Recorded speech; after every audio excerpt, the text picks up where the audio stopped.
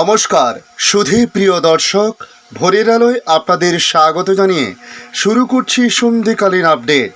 আর কিছু সময়ের মধ্যে বৃষ্টিপাত সঙ্গে ঝোড়ো হাওয়া বইতে পারে একাধিক এলাকায়। ইতিমধ্যে আলিপুর আবহাওয়া দপ্তর তারা জানিয়েছে প্রচণ্ড গতিতে কালবৈশাখীর দাপট দেখাতে পারে 3 জেলায়। সেখানে বজ্রবিদ্যুৎ সহ ঝড় বৃষ্টি হতে পারে, তাই তড়িঘড়ি সতর্কতা জারি করল আবহাওয়া দপ্তর। মধ্যে বর্ষা প্রবেশ করেছে, তাই দক্ষিণবঙ্গে বৃষ্টিপাত হতে পারে 5 থেকে 7 দিন টানা, জানাচ্ছে আবহাওয়া দপ্তর। তার সঙ্গে নতুন করে যে নিম্নচাপের কথা বলা হয়েছে সেখানেও বেশ কিছু পরিবর্তন লক্ষ্য করা গেছে। তবে কি ঘূর্ণিঝড় তৈরি হচ্ছে নাকি শুধুই নিম্নচাপ, সমস্ত কিছু জানাবো সংক্ষিপ্তভাবে এই ভিডিওর মাধ্যমে। তুলে ধরব বাংলাদেশ আবহাওয়া দপ্তর তারা কি জানিয়েছে, ঘূর্ণিঝড় সংক্রান্ত কী তথ্য তারা জারি করছে। তাই সমস্ত কিছু জানতে হলে ভিডিওর শেষ পর্যন্ত দেখতে হবে। তাই ভিডিও শুরু করার আগে সবার প্রথম আপনাদের কাছে রিকোয়েস্ট করব চ্যানেলটি সাবস্ক্রাইব করে রাখার জন্য। দেখে নিন আজকে লেটেস্ট আপডেটে কি জানিয়েছে আবহাওয়া দপ্তর। আজ পঞ্চম দফার ভোট। সকালের দিকে আবহাওয়া ভালো থাকলেও বেলা বাড়ার সঙ্গে সঙ্গে যথেষ্ট গরম এবং অস্বস্তিতে ভোগে বঙ্গবাসী। তবে দুপুর 2টোর পর থেকে তুমুল ঝড় বৃষ্টির একটা আভাস তৈরি হয়েছে। আজ বিকেল থেকে রাতের মধ্যে এই বৃষ্টিপাতের কথা বলা হয়েছে। মধ্যরাতেও বৃষ্টি হতে পারে হুগলি ও উত্তর 24 পরগনা। তার সঙ্গে বৃষ্টিপাতের সম্ভাবনা সবচেয়ে বেশি হাওড়াতেও রয়েছে। শুধু এই 3 জেলাতে বৃষ্টিপাত হবে তা কিন্তু নয়, আগামী 3 দিন বজ্রবিদ্যুৎ সহ ভারী বৃষ্টিতে ভিজতে পারে গোটা দক্ষিণবঙ্গ। আবহাওয়া দপ্তরের রিপোর্ট অনুসারে আগামী 2 ঘন্টায় হাওড়া, হুগলি ও উত্তর 24 পরগনায় বৃষ্টির পাশাপাশি 40 থেকে 50 কিলোমিটার প্রতি ঘন্টায় দমকা ঝোড়ো হাওয়া বইবে। ইতিমধ্যে এই 3 জেলায় কমলা সতর্কতা জারি করেছে আবহাওয়া দপ্তর। পাশাপাশি 3 জেলায় মানুষকে দুর্যোগের সময় ঘরে থাকার পরামর্শও দেওয়া হয়েছে।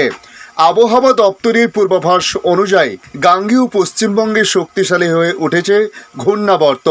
এর জেরে বঙ্গোপসাগর থেকে প্রচুর পরিমাণে জলীয় বাষ্প ঢুকবে। আগামী 3 দিন বজ্রবিদ্যুৎ সহ ভারী বৃষ্টিতে ভিজতে পারে দক্ষিণবঙ্গের সবকটি জেলায়। টানা 7 দিন বাংলায় বৃষ্টি চলবে। ইতিমধ্যে দক্ষিণবঙ্গের অধিকাংশ জেলায় জারি হয়েছে সতর্কতা। কোথাও কোথাও হতে পারে কালবৈশাখীও। তবে আজ সোমবার বিকেলের পর দক্ষিণবঙ্গের পূর্ব বর্ধমান, নদিয়া, মুর্শিদাবাদ, বীরভূম, উত্তর ও দক্ষিণ 24 পরগনা জেলায় এই সমস্ত জেলায় 60 কিলোমিটার গতিবেগে দমকা ঝোড়ো হাওয়া বইতে পারে। বাকি জেলাগুলিতে ঘন্টায় 40 থেকে 50 কিমিতে ঝড় উঠতে পারে। তবে ইতিমধ্যে বেশ কিছু এলাকায় ঝড় বৃষ্টি শুরু হয়েছে বলে জানা যাচ্ছে।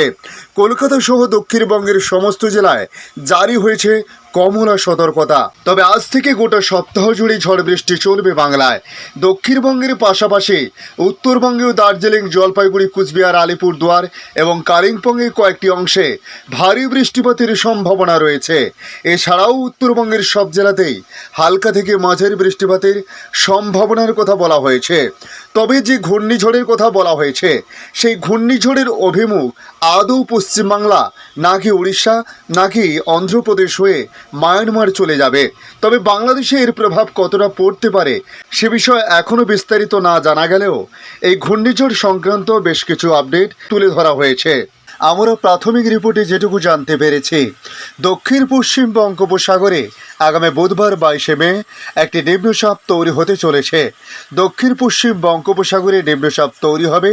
এই গভীর নিম্নচাপটি ঘূর্ণিঝড়ের রূপ নিতে পারে।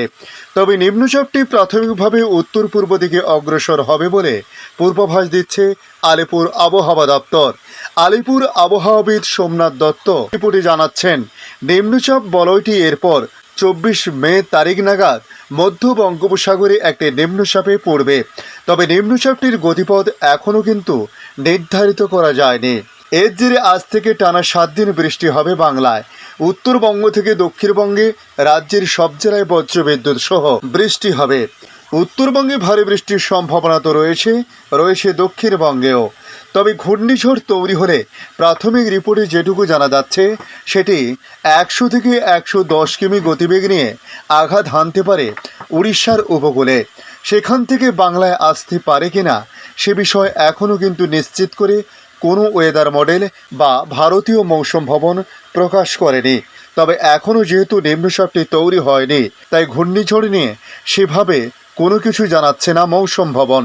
তারা এটুকু জানিয়েছে যেহেতু একটি নিম্নচাপ তৈরি হতে পারে, সেখান থেকে ঘূর্ণিঝড় তৈরি হওয়ার সম্ভাবনা রয়েছে মাত্র। তবে সেটা যে তৈরি হতে পারে বা সেটা বাংলায় আঘাত হানতে পারে কিনা সে বিষয়ে এখনও তারা কিছু জানায়নি। এদিকে বাংলাদেশ আবহাওয়া দপ্তর আগামী দুদিনের মধ্যে বঙ্গোপসাগরে একটি লঘুচাপ সৃষ্টি হতে পারে বলে তারা জানিয়েছে। একই সঙ্গে বৃষ্টির প্রবণতা বাড়তে পারে বলে জানিয়েছে অধিদপ্তর। একই সঙ্গে লঘুচাপ ক্রমে শক্তি সঞ্চয় করে ঘূর্ণিঝড়ে পরিণত হতে পারে বলেও মনে করছেন আবহাওয়াবিদরা। গত কয়েকদিন আগে পুরো দেশের উপর দিয়ে মৃদু থেকে মাঝারি তাপপ্রবাহ বয়ে যাচ্ছিল। ঝড় বৃষ্টি বেড়ে যাওয়ায় অনেক স্থান থেকে দূর হয়েছে তাপপ্রবাহ। তবে আজ সকালে আবহাওয়াবিদ মোহাম্মদ মনোয়ার হোসেন জানান, পরবর্তী 48 ঘন্টা অর্থাৎ দুদিনের মধ্যে দক্ষিণ পশ্চিম বঙ্গোপসাগর ও তৎসংলগ্ন এলাকায় একটি লঘুচাপ সৃষ্টি হতে পারে। পরবর্তী সময় এটি ঘনীভূত হতে পারে। তিনি আরও জানান, রাজশাহী, পাবনা, দিনাজপুর ও নীলফামারী জেলাসহ খুলনা ও বরিশাল বিভাগের উপর দিয়ে মৃদু থেকে মাঝারি ধরনের তাপপ্রবাহ বয়ে যাচ্ছে এবং তা কিছু কিছু জায়গা থেকে প্রশমিত হতে পারে। রবিবার দেশের সর্বোচ্চ তাপমাত্রা ছিল 38.3 ডিগ্রি সেলসিয়াস ছিল মোংলায়। ঢাকায় সর্বোচ্চ তাপমাত্রা ছিল 35.4 ডিগ্রি সেলসিয়াস। রবিবার সকাল থেকে সোমবার সকাল পর্যন্ত সব বিভাগেই কম বেশি বৃষ্টি হয়েছে। এ সময় সবচেয়ে বেশি 71 মিলিমিটার বৃষ্টি হয়েছে সন্দ্বীপে। রংপুর ও চট্টগ্রাম বিভাগে বৃষ্টির প্রবণতা কিছুটা বেশি ছিল। তবে আজকের আবহাওয়ার পরিস্থিতি নিয়ে আবহাওয়া দপ্তর জানিয়েছে, আগামী 24 ঘন্টার পূর্বাভাস তুলে ধরে আবহাওয়াবিদ মনোয়ার হোসেন জানান, রংপুর, রাজশাহী, ময়মনসিংহ ও সিলেট বিভাগের অনেক জায়গায় এবং ঢাকা, খুলনা, বরিশাল তার সঙ্গে চট্টগ্রাম বিভাগের কিছু কিছু জায়গায় অস্থায়ীভাবে দমকা বা ঝোড়ো হাওয়া সহ বৃষ্টি বা বজ্র সহ বৃষ্টি হতে পারে। সেই সঙ্গে কোথাও কোথাও বিক্ষিপ্তভাবে শিলাবৃষ্টি হতে পারে। সোমবার রংপুর, রাজশাহী, ময়মনসিংহ ও সিলেট বিভাগে দিন এবং রাতের তাপমাত্রা 1 থেকে 2 ডিগ্রি সেলসিয়াস কমতে পারে। এছাড়া দেশের অন্যত্র তা প্রায় অপরিবর্তিত থাকতে পারে বলে জানান তিনি। আবহাওয়াবিদ জানিয়েছেন, বঙ্গোপসাগরে লঘুচাপ সৃষ্টি হলে পরবর্তী সময় এটি ক্রমে শক্তিশালী হতে পারে। লঘুচাপটি ঘনীভূত হয়ে সুস্পষ্ট লঘুচাপ, নিম্নচাপ, গভীর নিম্নচাপ এবং শেষে ঘূর্ণিঝড়ে পরিণত হওয়ার আশঙ্কা রয়েছে। ঘূর্ণিঝড়ে পরিণত হলে এর নাম হবে রেমাল। তবে এটি ঘূর্ণিঝড়ে পরিণত হলে কোন স্থান দিয়ে স্থলভাগ অতিক্রম করবে তা আরও পরে সুস্পষ্টভাবে জানানো যাবে। তবে এটি বাংলাদেশের স্থলভাগে অতিক্রমের সম্ভাবনা রয়েছে বলেও জানিয়েছে আবহাওয়াবিদরা। ধন্যবাদ সম্পূর্ণ ভিডিওটি দেখার জন্য। ভালো লাগলে লাইক, শেয়ার, কমেন্ট করবেন। কমেন্টে অবশ্যই জানাবেন আপনার এলাকার নাম। বর্তমান সেখানকার আবহাওয়ার পরিস্থিতি কী রয়েছে তা জানাতে ভুলবেন না। তার পাশাপাশি নতুন বন্ধুদের কাছে আবারও রিকোয়েস্ট করব, চ্যানেলটি সাবস্ক্রাইব করে রাখুন, তাহলে পরবর্তী আপডেটগুলি অতি সহজে আপনাদের কাছে পৌঁছে যাবে। ভালো থাকুন, সুস্থ থাকুন। ধন্যবাদ।